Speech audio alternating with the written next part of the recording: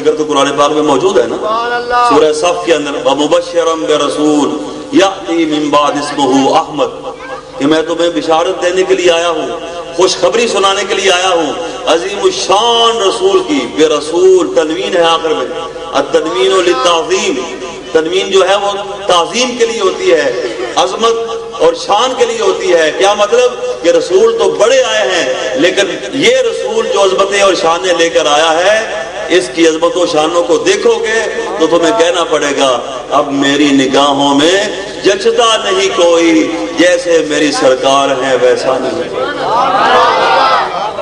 عیسیٰ علیہ السلام نے کیا کہا؟ مبشرا برسول، اے لوگوں میں تمہیں خوشخبری سنانے کے لیے آیا ہوں، میں تمہیں بشارت دینے آیا ہوں۔ اے پیارے عیسیٰ علیہ السلام کس بات کی خوشخبری سنانے کے لیے آئے ہو؟ فرمایا برسول، عظیم الشان رسول کی بشارت دینے آیا ہوں۔ برناباس کی انجیل کے اندر آج بھی یہ جملے موجود ہیں۔ برناباس کی ایک 4 انجیلیں جو ہے نا، لوکا، متی، یوحنا، مرقس، ایک 5ویں انجیل بھی ہے، اور یہ 5ویں انجیل جو ہے اس کے بارے میں مودودی صاحب نے بھی لکھا ہے کہ اگر دنیا میں کوئی صحیح ترین انجیل ہے تو یہ برناباس کی انجیل ہے، اور اس کے اندر یہ بات موجود ہے کہ عیسیٰ علیہ السلام نے اپنی قوم کے سامنے خطاب کیا تو لوگوں نے عیسیٰ علیہ السلام کے نعرے لگانے شروع کر دیے، عیسیٰ علیہ السلام پر قربان ہونے لگے، جذبات کا اظہار کرنے لگے۔ اے پیارے عیسیٰ، قربان جائیں اس ماں کے قدموں پر جس ماں کی گود میں آپ پیدا ہوئے ہیں۔ تو عیسیٰ علیہ السلام نے فرمایا تم میری ماں کے قدموں پر قربان ہوتے ہو، میں اس محمد پر قربان ہوتا ہوں جو آخر الزمان نبی بن کر تشریف لانے والا ہے۔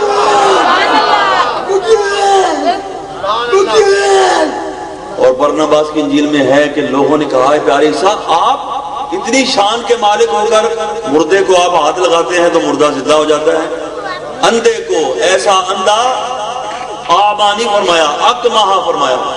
عربی زبان میں آما بھی اندھے کو کہتے ہیں اور اکمہ بھی اندھے کو کہتے ہیں، لیکن آما وہ اندھا ہوتا ہے کہ جس کی آنکھوں کا خانہ بھی موجود ہوتا ہے، ڈیلا بھی موجود ہوتا ہے، صرف اندر نگاہ نہیں ہوتی، دیکھ نہیں سکتا۔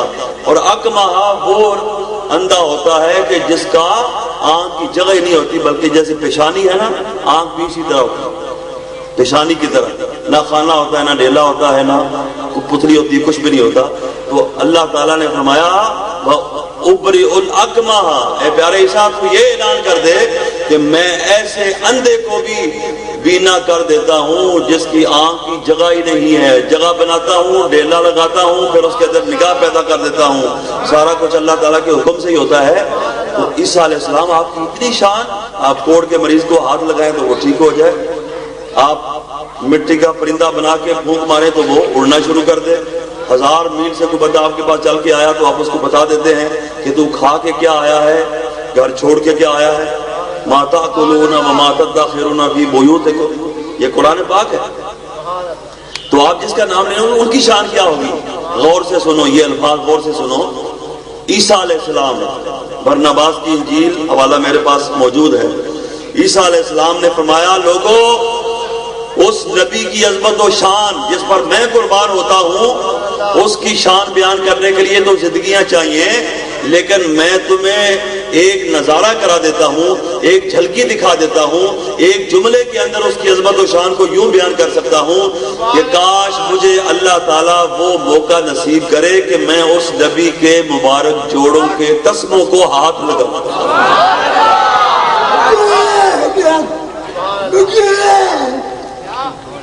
میں اس نبی کے جوڑوں کے تسموں کو ہاتھ لگاؤں۔ انہوں نے کہا ہاتھ لگا کے آپ کو کیا ملے گا؟ تو آپ نے فرمایا اس نبی کے جوڑوں کے تسموں کو ہاتھ لگا کے میں اللہ کی بارگاہ میں قدوس بن جاؤں۔ یہ الفاظ ہے برناباس کی انجیل، اللہ کی بارگاہ میں یعنی بڑی شان اور بڑی عظمت والا بن جاؤں گا۔ جب نبی کریم صلی اللہ علیہ وسلم کے جوڑوں کی عیسیٰ علیہ السلام کی نگاہوں کے اندر اتنی قدر ہے، اتنی عزت ہے، اتنی عظمت و شان ہے، تو پھر پیارے آقا علیہ السلام کا مقام جو ہے وہ کیا ہوگا؟ سبحان اللہ۔ ایک ہندو نے بڑی مزے کی بات کی ہے، ہندو نے سرکار کے جوڑوں کا ذکر آیا نا تو ہندو کہتا ہے، یہ بات اس لیے کر رہا ہوں تاکہ وہ لوگ جو مسلمان کہلا کر کلمہ پڑھ کر حضور کی عظمت بیان کی جائے تو ان کا کے چہرے کے اوپر 12 بج جاتے ہیں، وہ یہ دیکھیں کہ حضور کی شان بیان کرنے والے صرف مسلمان ہی نہیں ہیں بلکہ ہندو اور غیر مسلم بھی حضور کی عظمت اور شانوں کو بیان کرتے ہیں. اس لیے تو حضور کا نام محمد بھی ہے، احمد بھی ہے. محمد بھی ہے اور اللہ کا ایک ذاتی نام ہے، حضور کے دو ذاتی نام ہیں. کتنے؟ آج کل تو لوگ اس چیز کو شرک کہتے ہیں نا، کہ اللہ کے ساتھ رسول کا ذکر کر دیا جائے، یوں کہہ دیا جائے کہ اللہ کی اس بارے میں ایک شان ہے، حضور کی دو شان ہیں. آج کل تو حضور کا نام اللہ کے ساتھ لے لینا اس کو شرک کرتے ہیں. اللہ رسول کا کرم ہے یہ کہہ دیا، مشرک ہو گئے. اللہ نبی وارث یہ کہہ دیا، مشرک ہو گئے. اللہ مدد، باقی سب شرک و بدعت. ہاں جی، رسول پاک صلی اللہ علیہ وسلم سے سوال کر لینا، استغاثہ کر لینا، مدد مانگ لینا، حالانکہ رسول کی مدد اللہ ہی کی مدد. جیسے رسول کی اطاعت اللہ کی اطاعت، رسول کی محبت اللہ کی محبت، رسول کی بیعت اللہ کی بیعت، رسول کی رضا اللہ کی رضا. اللہ تعالیٰ نے اپنے یعنی محبوب و محب میں نہیں میرا تیرا. صحابہ کرام کے دور میں ایسا نہیں ہوتا تھا. ایک ایک حدیث میں 8 مرتبہ صحابہ کرام نے حضور کی بارگاہ میں عرض کیا اللہ و رسولہ اعلم. اللہ زیادہ جانتا ہے اور اللہ کا رسول زیادہ جانتا ہے. حضور نے کبھی ایک بار بھی نہیں کہا بھائی اللہ زیادہ جانتا ہے، جب یہ ہو گیا تو ساتھ میرا نام لینے کی کیا ضرورت ہے. پھر اللہ کے ساتھ بھی زیادہ جاننے کی اللہ کی طرف بھی نسبت کر دی اور میری طرف بھی زیادہ جاننے کی نسبت کر دی، تو ایسی یہ بات تو درست نہیں ہے. صحابہ کرام تو یہ بات شرک نظر نہیں آتی تھی، لیکن آج کل اللہ کے ساتھ حضور کا نام لے لیا جائے وہ کہتے ہیں کہ پتہ نہیں عقیدے کے اندر کمزوری آ گئی ہے اور توحید کے اندر فرق آ گیا ہے. اللہ نے تو ہر مقام میں اپنے نام کے ساتھ اپنے محبوب کا نام رکھا ہے. کلمہ لے لو، اذان لے لو، اقامت لے لو، نماز لے لو، کوئی مقام ایسا نہیں ہے کہ جہاں اللہ نے اپنے محبوب کا نام نہ رکھا ہو. ہاں، جب جانور ذبح کیا جاتا ہے نا تو صرف اللہ کا نام لیا جاتا ہے، اللہ کے رسول کا نام نہیں لیا جاتا، کیونکہ حضور رحمت للعالمین ہے اور جانور کو ذبح کیا جا رہا ہے.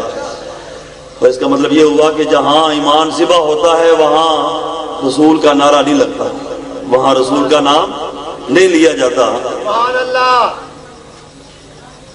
رسول کریم صلی اللہ تعالی علیہ وسلم کا نام جو ہے وہ تو حیات پیدا کرنے والا ہے، وہ تو زندگی پیدا کرنے والا ہے، اور جہاں زندگی ختم ہو رہی ہو وہاں رسول کا نام مناسب نہ رکھا گیا.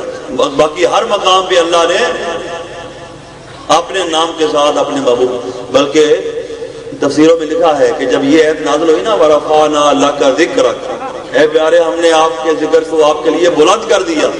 تو حضور نے جبریل سے پوچھا یا اے جبریل مجھے بتا دو صحیح اللہ نے کیسے میرے ذکر کو بلند کیا ہے. تو جبریل نے کہا یا رسول اللہ، اللہ تعالیٰ فرماتا ہے اذا ذکرت ذکرت معی، آپ کے ذکر کو ہم نے ایسے بلند کیا ہے کہ اللہ فرماتا ہے محبوب جہاں میرا ذکر ہوگا ساتھ تیرا بھی ذکر ہوگا.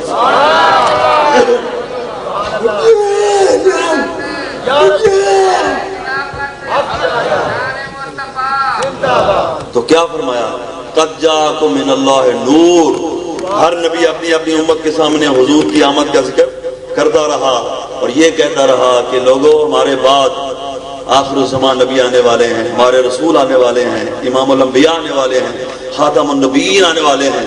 بس یہی فرق ہے، وہ کہتے رہے کہ آنے والے ہیں اور ہمیں اللہ نے فرمایا کہیں غفلت میں نہ پڑے رہنا. قد جاءکم، تمہارے پاس آ چکے، تمہارے پاس آ گیا وہ نور والا جس کا سارا نور ہے. یہ زبور جو ہے اس کا ہیکل سوم، اس کے اندر یہ بات موجود ہے. اگر خالی زبور کے اندر ہوتی تو ہم کہہ سکتے تھے کہ زبور جو ہے وہ محرف کتاب ہے، اس پہ تعریف کر دی گئی ہے، تبدیلی کر دی گئی ہے، لیکن اس بات کی قرآن پاک نے بھی تصدیق فرمائی، اس لیے میں آپ کے سامنے بیان کر رہا ہوں. داؤد علیہ السلام نے اپنی امت کے سامنے حضور کی عظمت و شان کا تذکرہ کیا اور یہ کہا کہ لوگوں میں جا رہا ہوں، میرے بعد وہ آنے والا ہے جو عبد الآباد تک رہے. سبحان اللہ. یہ الفاظ ہیں زبور ہیکل سوم کے اندر. میرے بعد وہ آنے والا ہے جو عبد الآباد تک رہے گا اور زبان اس کی ہوگی کلام خدا کا جاری. سبحان اللہ. دونوں باتوں کی تصدیق. اللہ اکبر. یا رسول اللہ.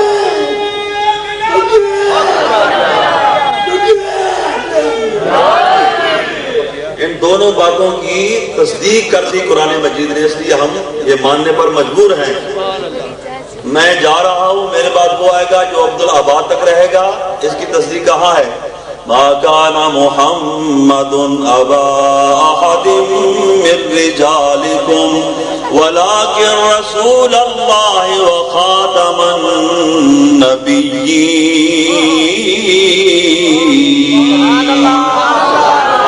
اور دوسری بات کی تصدیق اللہ پاک نے سورہ نجم کے اندر فرما دی، وما ينطق عن الهوى ان هو الا وحی یوحى.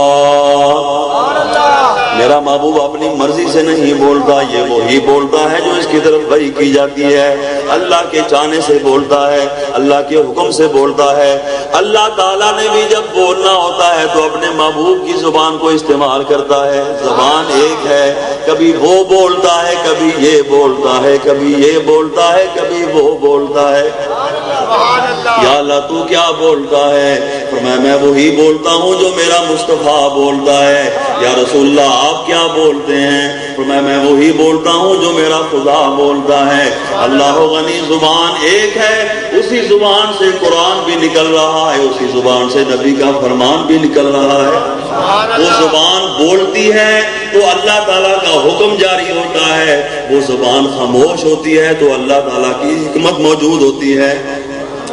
اے تیری آواز آواز خدا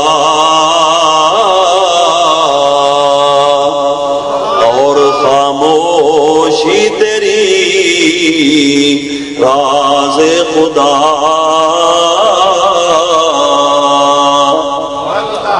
آدم علیہ السلام نے اپنے دور میں حضور کا ذکر کیا اور 300 سال رو رو کے دعا کرتے رہے. تو آخر کار حضرت سلیمان علیہ السلام نے اپنے دور میں اپنی امت کے سامنے حضور کا ذکر کیا. بہت بڑا لشکر لے کر مدینہ طیبہ جہاں آج آباد ہے اس سرزمین سے گزر رہے تھے.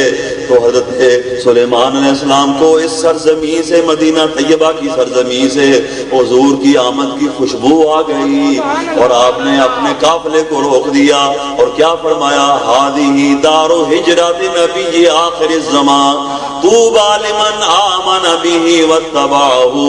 اے لوگو یہ زمین جو ہے یہ آخر الزمان نبی کی ہجرت گاہ ہے. خوش نصیب ہے وہ بندہ جو اس نبی پر ایمان لائے گا اور اس نبی کی اتباع کرے گا.